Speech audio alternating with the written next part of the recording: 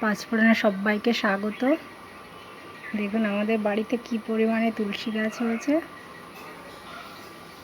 বৃন্দাবন হয়ে গেছে। এই যে সামনে ডোডোর পাশে যে গাছগুলো, এগুলোই তুলসী গাছ। এবার চলুন দেখি রান্নাঘরে যাই, কি রান্না বান্না হচ্ছে সেটা আপনাদের সঙ্গে শেয়ার করব। রান্নাঘরে চলে এসেছি, অলরেডি রান্না আমি শুরু করে দিয়েছি। এই যে চিকেন কষা চলছে।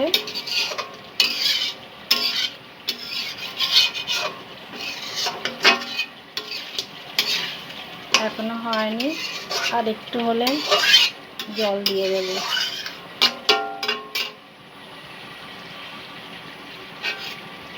তেল ছেড়ে দিয়েছে, আর একটু হবে, তারপরে জল দিয়ে কারি করব। এটা ছিল আজকে আমাদের দুপুরের খাওয়া দাওয়া। আর এই পাশে হচ্ছে কচুর লতি, এটা হচ্ছে, আর উচ্ছে ভেজেছি।